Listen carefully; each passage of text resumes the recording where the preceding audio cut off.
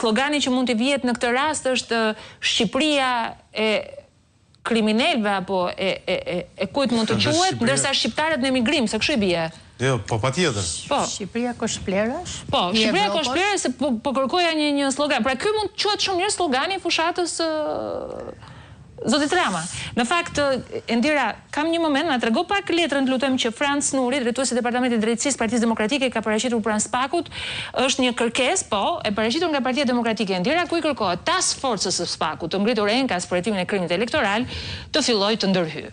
Rastet janë flagrante shumë stabile. Sot pash është hequr më duket nga postimi ku vendi që kishte nxjerrë dhe një... Po, e postuan për një moment dhe duke që ishte një foto e punuar nga Partia Socialiste për efekt të fushatës, e cila u shpërnda në të gjitha mes tyre tek faqja e kryeministrit, por edhe tek faqja e ku kuvendit. bëhet thirrje të votojë Partia Socialiste. Po, patjetër, dhe më pas duke parë që kjo ishte një sfidë e hapur dhe një zhbërje e hapur e institucioneve, e fshin pastaj. E fshin pastaj. Domethënë, duhet kishte filluar task force, se ka nisur që në janar në fakt nga puna për krimin elektoral. Tani, në këtë studio kam qenë dhe kam thënë që nuk e kuptoj ç'është kjo task force për zgjedhjet. Më shumë se për, domethënë, thjesht efekt propagandistik, që edhe ne si organ legislatues po bëjmë diçka. Po.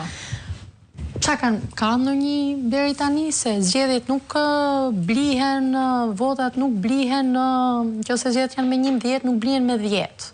Shkeljet e ligjit zgjedhor nuk ndodhin me 8, 9 apo 5 maj. Po.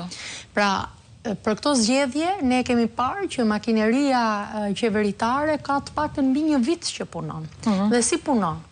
Punon duke shtuar rekrutimet në administratë. Të shkojë SPAK-u në më shumë se gjysmën e bashkive të Shqipërisë, ke njerëz që marrin paga mujore, ndërkohë që nuk figurojnë në territorin e Republikës Shqipërisë. Ka njerëz të cilët marrin paga një herë në 3-4 muaj, në një gjysmën e bashkive të Shqipërisë. Këto janë punësimet elektorale, pra ato që shumë veta dhe opozita i ka përmendur. Madje thuhet që aty ku janë ministrat që drejtojnë fushatat, drejtorit janë zbrazur, thuhet që në Ministrinë të Dikasteri nuk ka më punonjës. Janë zbrazur gjithë në fushat. Në fushat, pra përdorimi i mjeteve për fushat e tjerë. Sigurisht që kur ke dhe një administratë që është më shumë se sa dyfishuar, kur ke dhe gjithë këto që thamë për krimin, e për lobimet të ndryshme me qeverinë, me lonje tjerë, që bëhen për të përmbushur interesat e atyre shteteve në dëm të shqiptarëve, duket që kjo task force duket i gjë qesharake, në raport me zgjedhjet. Ajo që unë doja të thoja, Sonila, ishte kjo, që arimi Edi Ramës është që bëje rrenën sa më të madhe se ashtu besohet më shumë. Thot Shqipëria Evropiane në 2030. Kush njeh procesin e integrimit evropian, e di që procesi i integrimit evropian është një proces teknik në detaje, kapitull me kapitull, dhe kush kupton nga fusha, e di shumë mirë që Shqipëria nuk plotëson asnjë kriter për procesin e integrimit. Aq më tepër që tani Shqipëria do bëhet edhe një vend pritës, se nuk morin të dyja.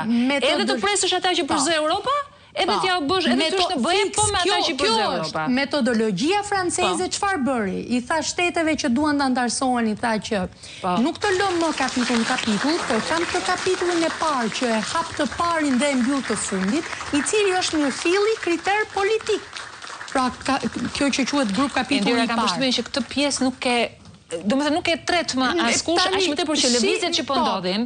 Unë kur lexoj edhe ish zyrtar të Pentagonit, ish zyrtar të rëndësishëm, dhe ata që janë sot, numri 2 i FBI-s, i cili ishte ai që foli për lidhjet e Sinaloas me mos më lët gaboj, Romir, me kryeministrin shqiptar dhe drejton sot FBI-n, është. Pra ne këtu flasim që ne nuk plotësojmë sistemet bazike të sistemit demokratik. Do të më duhet të ndërpres dhe të kërkoj shumë ndjes. I kërkoj ndjes edhe Genc Burrimit që duhet të rilidhesha me të, po do të lë për nesër Genci pjesën e mbetur. Romirit falenderoj shumë, Albën e falenderoj dhe Endirën.